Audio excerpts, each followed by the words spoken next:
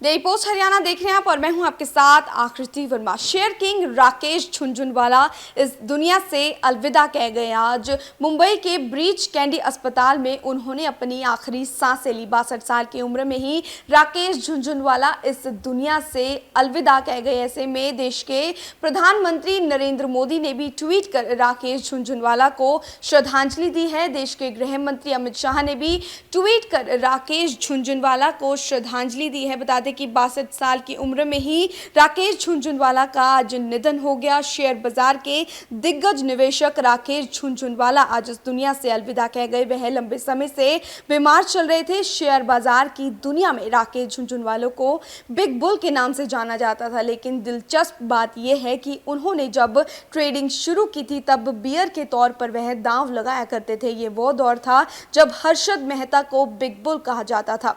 बचपन में राकेश झुनझुनवाला को कारोबारी समझ परिवार से ही मिलने लगी थी। दरअसल बिग बुल के पिता एक आयकर अधिकारी थे। झुनझुनवाला ने एक इंटरव्यू में बताया था कि उनके पिता ये समझते रहते थे कि कैसे खबरों का असर शेयर बाजार पर पड़ता है। झुनझुनवाला ने पहली बार 1985 में शेयर बाजार में दांव लगाया था। ये वो वक्त था जब वह सिडानहैम कॉलेज में पढ़ाई किया करते थे। उन्होंने चार्टर्ड अकाउंटेंसी की पढ़ाई की और शेयर बाजार में निवेश करने और बारीकियां समझने में जुट गए। राकेश झुनझुनवाला ने केवल 5,000 रुपये की छोटी सी पूंजी से शेयर बाजार में निवेश शुरू किया था। शुरुआती दिनों में झुनझुनवाला को तगड़ा नुकसान हुआ था। हालांकि स्टॉक मार्केट में पहली जीत टाटा टी से मिली थी। इस कंपनी में उनका पैसा 3 गुना बढ़ गया था। असल में 43 रुपये की कीमत पर झुनझुनवाला ने टाटा टी के 5,000 शेयर खरीदे थे। 1986 में उन्होंने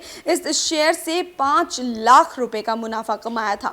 झुनझुनवाला को शॉर्ट सेल का माहिर खिलाड़ी माना जाता था। एक इंटरव्यू में झुनझुनवाला ने खुद बताया था कि उन्होंने शेयर बेचकर खूब पैसे बनाए हैं। दरअसल 1992 में हर्षद मेहता घोटाले के सामने आने के बाद शेयर बाजार क्रैश हो गया था। इस दौर में झुनझुनवाला ने खूब शॉर्ट सेलिंग की थी।